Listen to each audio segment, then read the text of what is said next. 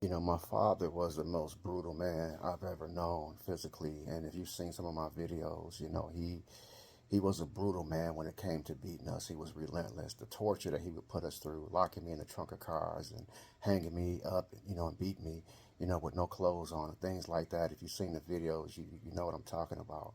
But some of the emotional, you know, torture that he would put on us, on me, I would say specifically as his son, you know, because I wanted to always be close to my father. And there was a time my father came home and he was bleeding real bad out of his head. He used to go out a lot, you know, and come back looking all crazy. I don't know what he would do when he go out. I mean, I don't know if he, I don't, anyway, he came home one day and he was bleeding real bad out of his head. And I thought he was shot. We thought he was shot, but he was stabbed in the head, right?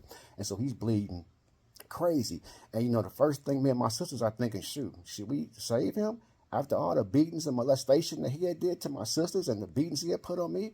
But we ended up calling the police, you know, calling 911, and they came and they took him to the hospital, right? And so I'm thinking to myself, let me just say this. At that time, I was on the punishment. I was always on punishment. We all were. That's just the way it was. So I was on a punishment at that time. And so finally he got to the hospital and they fixed him up and they sent him back home. And, you know, and he came in, he had this big bandage around his head, laying back in the bed.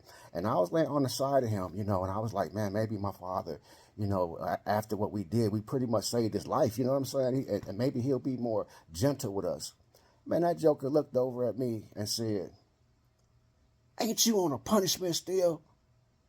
I was like, golly. I I'm gonna tell you the first thing I thought was we should have let you die.